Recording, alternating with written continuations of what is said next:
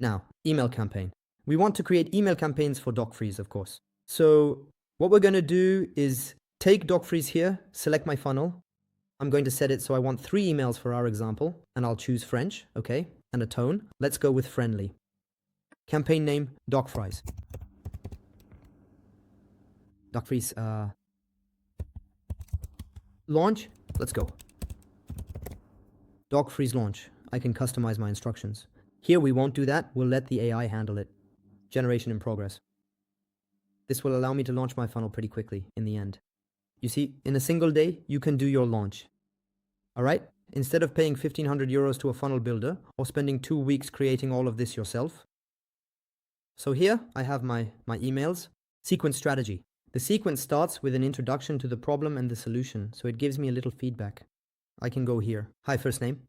You can see that the email is written in a way that it can be copied directly into the Systeme.io editor with the first name. And of course, all the other variables are in play as well.